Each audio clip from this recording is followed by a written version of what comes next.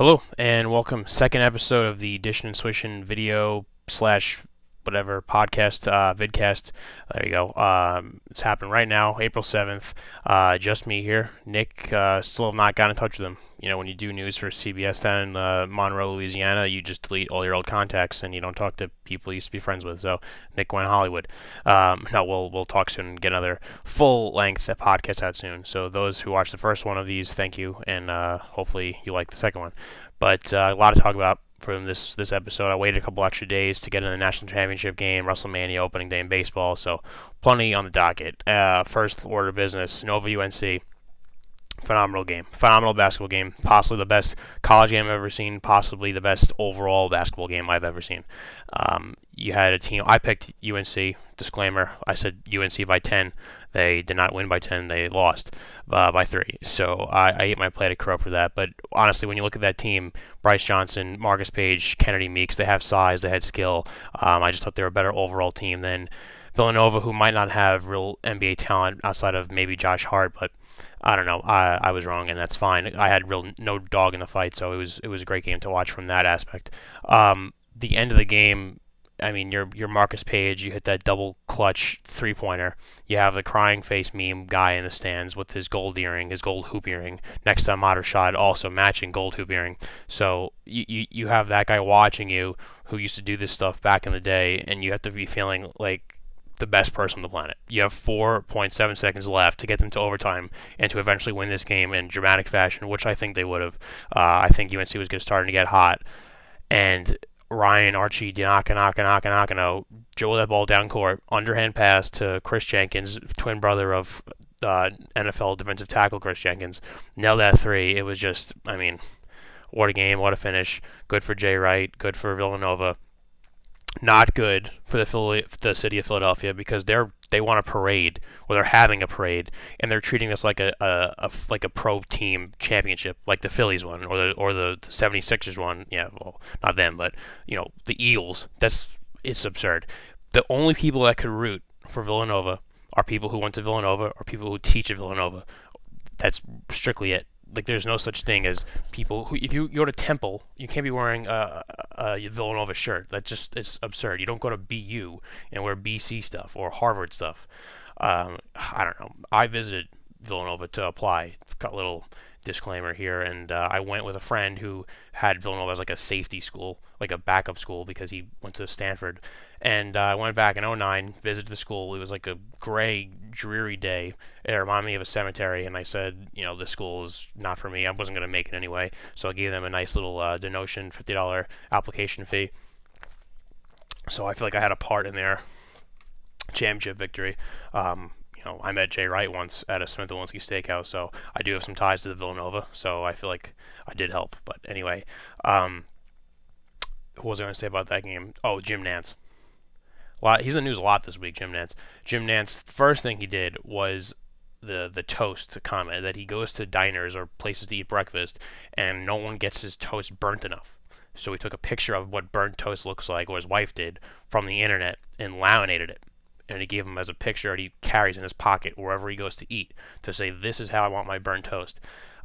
Which is absurd, because first of all, I'm not a big burnt guy, anything. I feel like if your toast is black, it loses the flavor of toast. Especially if you have if it's not white toast. I don't like that whatsoever. I didn't know Jim Nantz is that picky. Also, Jim Nantz probably getting up there in age, lay off the carbs a little bit, but that's for another day. And he doubled down on this and said something, or did something even more absurd, where he takes his tie and he gives it to the senior on every winning team's class. I had no idea that happens. So Archie Nakano got the tie from Jim Nantz, but then he goes on the Dan Patrick show and says he gives out ties all the time. Like, people in the street get a tie. He saw a little son and his father having family bonding time, and he cuckolded the dad by giving the son a tie. If I was the dad, I would have punched him in the face. Because that's like parenting. You saying, I could parent your kid better than you could, so here's my tie. And how much money does he spend on ties a year? I'm sure Jim Nantz is doing okay, but this guy is giving him his ties left and right. So now the Masters is happening this week. I think Jordan Spieth is leading. There's your Masters golf update. So I guess he's going to get tied too. So Yeah, hello, friend Jim Nantz. That's your golf whisperer update. Next topic we have in the rundown: opening day, baseball, Yankees. Original opening day snowed out because it's April and it snows in the Northeast. Miserable weather. The Mets lost on the night of Wrestlemania on the Sunday night of baseball. It was Harvey Day. Bad defense by Yoenis Cespedes. They blew the game late. They got it down to 1 run. The Yankees, the thing I wanted to say about them was I still think they have a real chance at winning the division. And a lot of people are all over the place. First place, last place. Some people like the Red Sox, some people like the Blue Jays. AL East wide open. I think the NL East is the Mets to lose. So I think both fans of these teams should be pretty happy. Starlin Castro, great game last night in Game 2 for the Yankees, got their first win. Big Mike Pineda got bailed out, but the offense looking pretty good. So a lot of good things to come from the Yankees. I think this year Mets, again, one of the favorites to win the World Series, should be the favorite to win the NL East, even though the Nationals look pretty good. Bryce Harper's on a tear. But if you're a fan of New York baseball, you should be pretty happy because things are looking pretty good. Other New York sports teams, the Knicks. So last video cast talked about Phil Jackson and embracing the serpent. Still don't know what that means. But now he's saying he wants his fellow deadhead, Kurt Rambis, to be head coach of the Knicks. Jim Dolan does not want him to be head coach of the Knicks. This is the first time Knicks fans, I think, could rally around Jim Dolan and his cause. And not because Kurt Rambis doesn't deserve to be in consideration, but when there's guys like Patrick Ewing is throwing his hat in the ring, you have Tom Thibodeau with an over 600 winning percentage, and you don't want him to be head coach when he was a former assistant coach of the Knicks, that's a problem. The quote was that Tom Thibodeau would crawl to MSG to be head coach. Kurt Rambis is going to spend more time, doing shrooms and listening to Steel Magnolias or something than he will coaching the Knicks. His winning percentage is around 20%.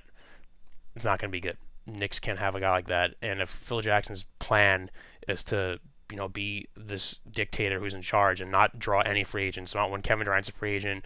LeBron James looks like he wants to his way out of Cleveland. If this team goes into next year with all the cap space that they will have and should have because of the TV deal soon and the CBA increasing, if you have the same team with a Melo another year older and you're going to lose a Flower because he's pissed off and you have, Porzingis, which is fine, it's not a winning team and there's no way they're going to be better than, I guess, 35-4 wins again they'll have this year.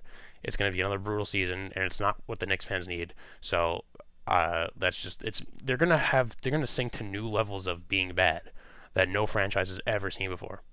I mean, the Sixers, Sam Hinkie sat down as their GM. They're going to get Brian Colangelo and Jerry Colangelo working, together, and they're going to build a great team, and they're going to pick the right players, and they're going to make the right moves. And their tanking process, which everyone made fun of, is going to be not even close to as bad as the Knicks are going to be. We traded Andrea Bargnani. We traded our pick for Andrea Bargnani that we could have had this year to help this team. I mean, this team is not going anywhere, and they're going nowhere fast, and it's pretty scary to watch. Last thing I have on the docket is to talk about WrestleMania.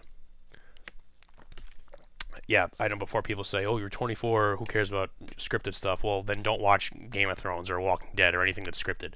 But WrestleMania is pretty fun. Went to the Buffalo Wild Wings, and the crowd, the losers there that cheer and say stuff at the TVs in a restaurant miles and miles and miles away, because this was in Dallas and Jerry World, and we were in Staten Island, New York, is just hilarious. That's just comedy in itself. Seeing Shane O'Mac, Shane McMahon, Vince McMahon's son, jumping off the steel cage 3 stories up when the guy is literally worth probably billions of dollars because of his dad and have no regard for his body, you have to laugh and love that because the guy is really about the product and what you're watching, so you respect it. I thought that was hilarious, even though he did lose to The Undertaker. Trying to think what else happened. The Brock Lesnar Dean Ambrose fight too short, should have been longer. The Divas now no longer the Divas, now the women. That was actually pretty interesting to watch. They're no longer the ones that come out with no clothes and no guy cares. They actually put on a really good match, and people are starting to respect them more and more. And it could have been probably the best match of the entire night.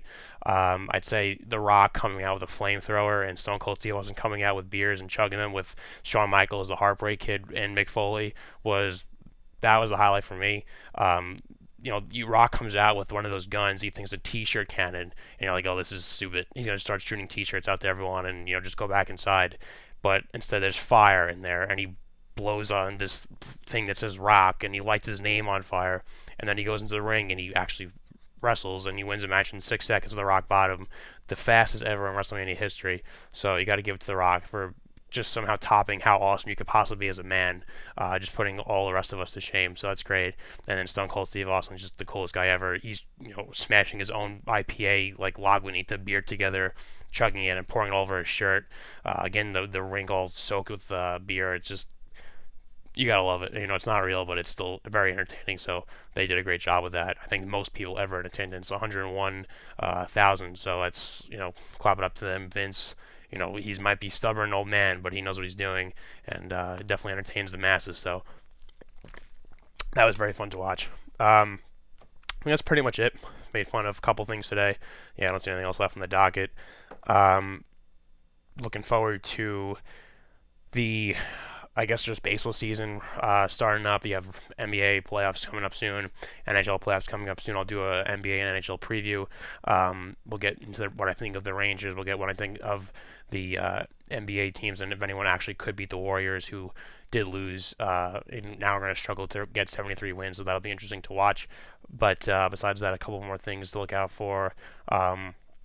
NHL, NFL, season coming to, really starting up because of the draft coming soon, so that'll be fun as well. So a lot of things to look forward to. Hopefully we'll get a full-length podcast soon. But until then, thanks for listening, and this will be on the usual, dishingandswishing.com, the YouTube page, SoundCloud, iTunes, the Twitter, so Facebook. It'll be everywhere. So go find it. Please watch, and thanks again for listening.